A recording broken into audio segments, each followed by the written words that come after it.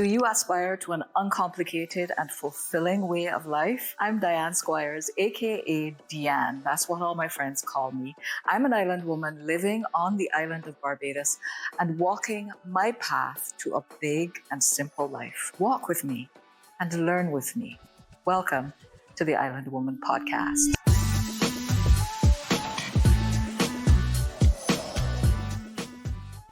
This episode was not planned, but I had a conversation with a client this week that caught me totally off guard, and it left me asking many questions.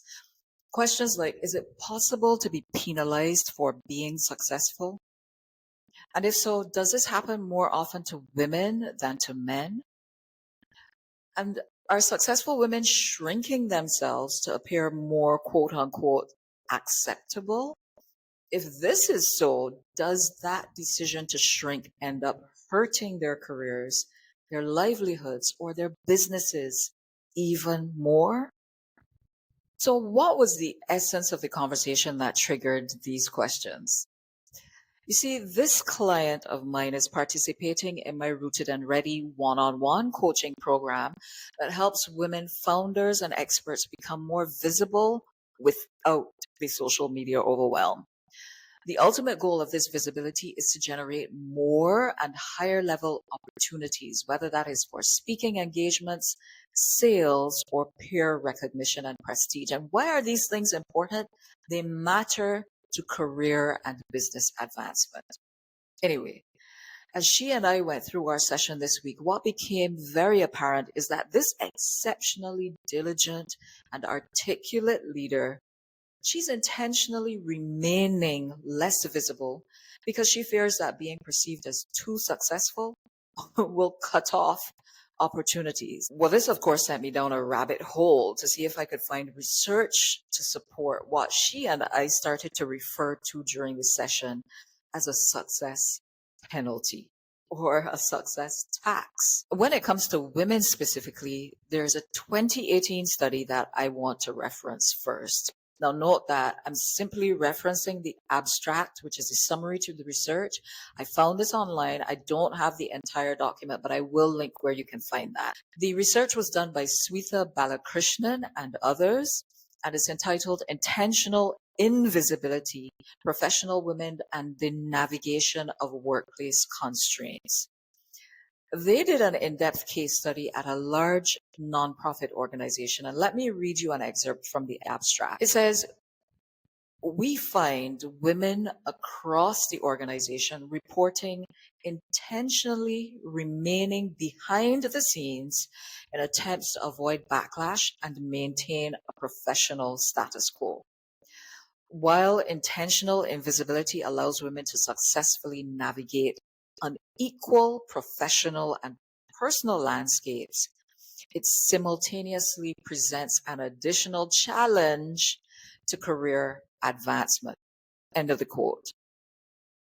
And I also want to reference a 2004 study, so this is older, by Madeline E. Heilman and others, and it's called Penalties for Success, Reactions to Women Who Succeed at Male Gender Typed Tasks. Note that I don't know exactly what these so-called male gender type tasks they may have referenced would have been, but I will link where you can find the full research document below.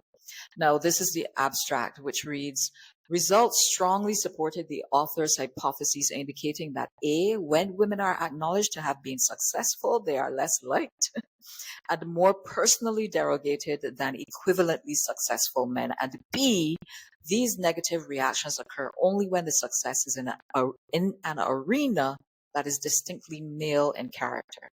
And C, being disliked can have career-affecting outcomes. You know, the interesting thing is that we think of being successful as opening doors, not closing them. We think of achievements as something to be shared for celebration, not to be hidden. But for many women, like my client, it feels like the opposite. And I can sense that some of you ladies listening to or watching this episode may be nodding your heads in affirmation because maybe you have felt overlooked for a deserved promotion or a new opportunity, or you have felt excluded from conversations where you should have been front and center as a key decision maker, or you have been punished for making people look bad because you were too good. But have you also been on the penalizing end, ostracizing a colleague or a peer because she thinks she's better than everybody else, or spreading gossip because you think another woman has become too big for her boots? Or have you maybe innocently decided not to pursue a business relationship or a friendship with someone because you think, well, she's already got it made. She doesn't need more support. That right there is a success penalty in action. And for us in our small communities in the Caribbean, that penalty can feel 10 times greater. We're so careful not to share too much because the status quo is rigid and the backlash can be sharp. And this isn't just a gender thing either. I remember being told by a Black businessman that it's safer not to share too much of your success because there would be forces to intentionally keep you from growing as a Black person in business. Now, that was years ago, so maybe things have changed, but have they? You tell me. Still, I want to ask this question. If we are interested in lifting our Caribbean up for better lives and livelihoods, who stands to lose when we penalize success?